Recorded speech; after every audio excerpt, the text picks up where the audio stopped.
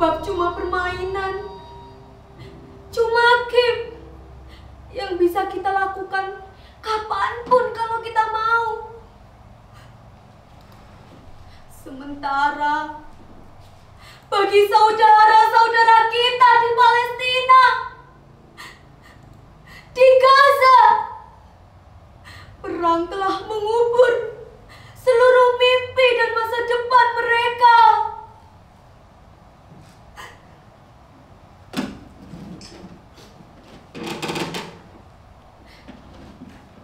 Sejak perang berkecamuk, belasan ribu anak-anak telah terkubur. Orang-orang dewasa itu yang telah mengubah dunia ini menjadi dunia yang sangat menakutkan dan penuh ancaman.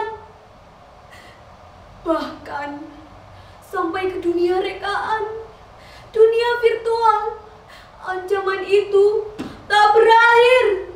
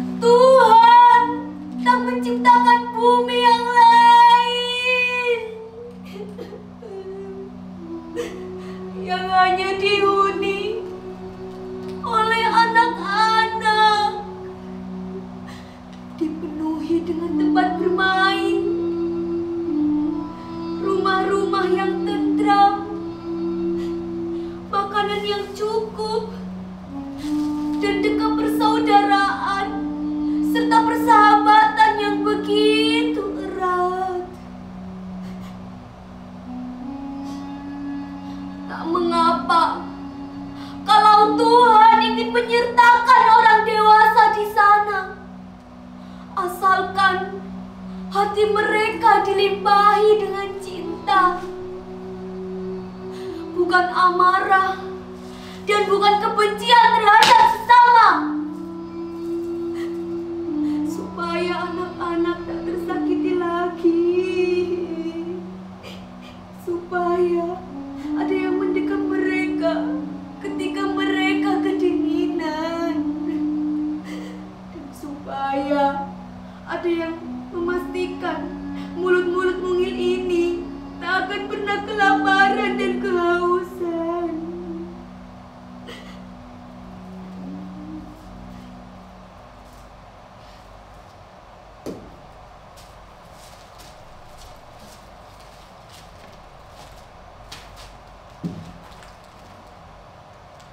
Aku mendapatkan perahu itu beberapa mil dari sini. Aku beruntung. Pak Nyoman, seorang nelayan yang baru saja mendapatkan bantuan perahu, memberikan perahu lamanya untukku. Dan dengan perahu itulah maksudku, aku dan teman-temanku, Joshua, Christine, Ali, Butet, Harun, dan Melin akan pergi jauh sekali. Itulah mengapa aku menyisih ke daerah pantai ini, hingga aku menemukan sebuah ide sederhana ini. Membuat perahu persaudaraan yang akan berlayar ke laut lepas menuju Gaza. Dan saat perahu ini aku tampilkan ke layar media sosial, menawari siapa saja yang ingin berlayar denganku, kalian menertawaiku dan menganggapku sakit.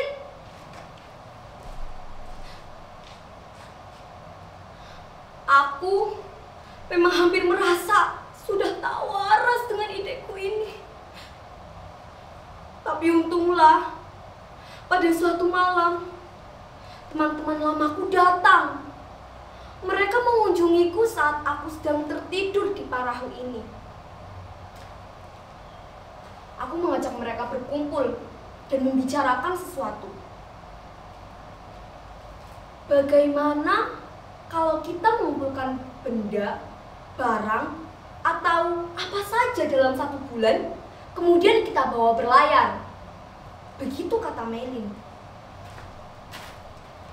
Aku akan membuat sebuah lagu cinta untuk anak-anak di Gaza. Kita akan mendapat empati yang besar dan sejumlah uang untuk membantu Gaza. Begitu kata Joshua, dan langsung disetujui oleh Butet. Lain lagi dengan Ali dan Harun.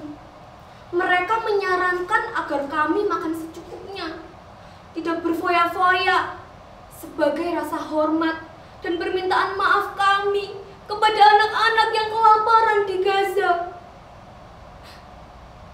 Sedangkan Christine menyarankan agar kami menuliskan sebuah surat, mengadu pada Tuhan dan mengirimkannya ke Yerusalem, ke tembok ratapan.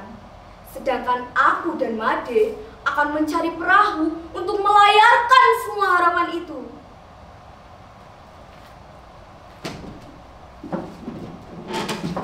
Lihat, di perahu ini telah kami kemas seluruhnya. Surat-surat, sajak, sepenggal doa, benda-benda dari masa kecil, apa saja, semuanya sudah tersimpan. Kami mengumpulkannya hari demi hari. Aku akan melarungkan perahu ini ke laut lepas.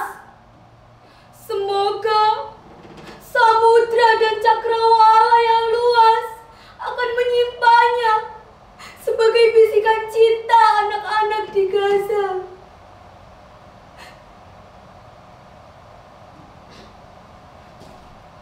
Kami tahu apapun yang kami lakukan ini hanyalah seperti setetes air di tengah penderitaan saudara-saudara kita di sana. Tapi dengan cara ini, dan memang hanya ini yang bisa kami lakukan untuk mengungkapkan rasa cinta dan sayang kami kepada anak-anak yang telah mati atau yang kini sedang bertahan hidup dengan remah-remah roti di atas mangkuk karatan mereka.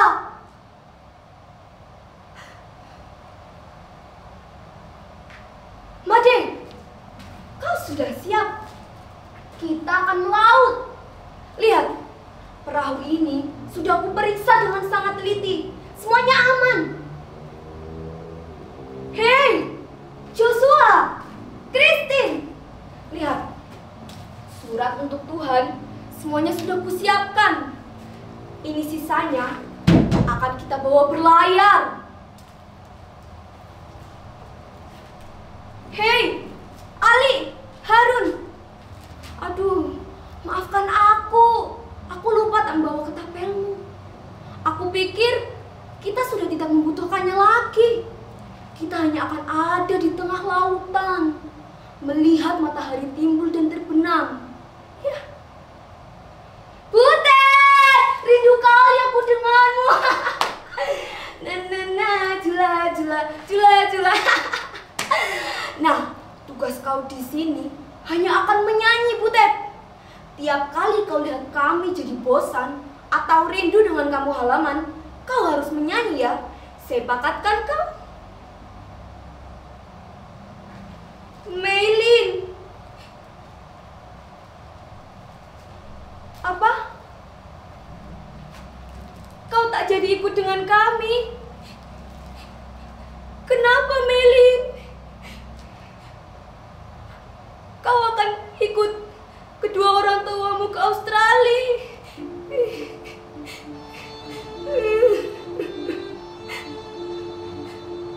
Melin adalah sahabatku yang tiba-tiba menghilang karena terjadi sebuah kerusuhan. Made mati karena leukemia. Dia tak tertolong. karena ayahnya hanya seorang nelayan. Butet juga sudah tidak ada. Dia menjadi korban saat terjadi perkelahian antara dua pemuda di kota kami, Ali dan Harun. Keduanya yang ku kenal dalam olimpiade tingkat sekolah dasar. 1 tahun setelah mereka kembali ke negerinya, aku masih melihat mereka tertangkap berita di televisi. Keduanya tertembak di dada saat sedang menghadap serdadu dengan ketapelnya. Joshua, Christine, mereka ikut terkubur dalam gedung yang hancur karena ledakan bom. Itulah mereka, sahabat-sahabatku. Orang-orang yang mungkin tak akan kalian kenal atau kalian anggap tak ada. Tapi bagiku, mereka tetap hidup dalam benakku, dalam hatiku. 1 orang anak yang mati itu sudah terlalu banyak, terlalu besar, dan terlampau berat untuk ditanggungkan. Dan kini di Gaza, setiap jam, setiap menit, selalu ada anak-anak yang mati karena lapar, karena peluru, karena mortir, karena amarah, dan karena selalu ada yang dianggap orang lain yang harus disingkirkan.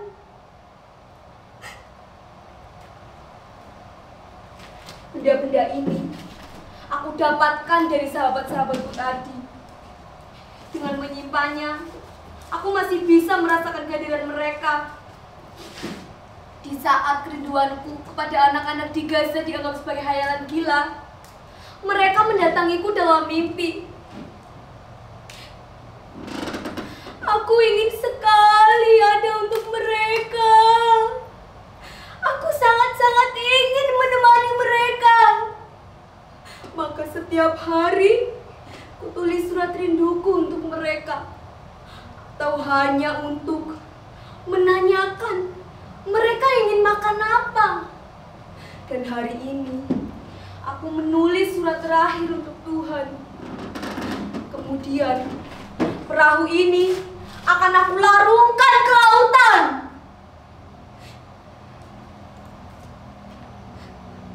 Tuhan, tolong kirimkan kedua tanganku ini ke Gaza,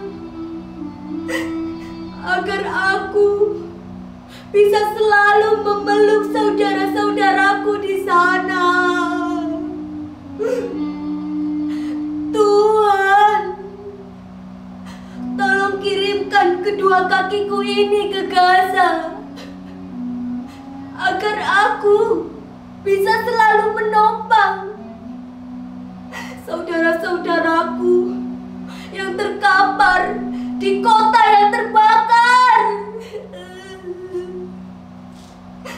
Tolong kirimkan sepasang mata aku ini ke Gaza, agar aku bisa menggantikan mata anak-anak yang menangis karena ketakutan dan kehilangan.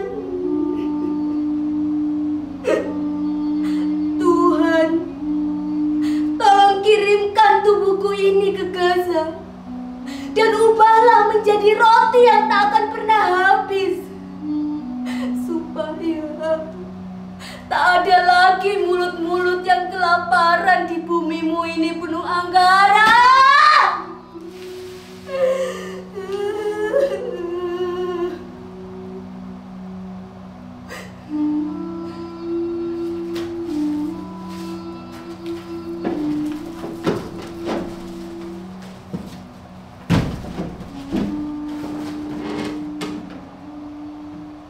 Apa? tanya aku siapa? Namaku Nusantara. Namaku Nusantara.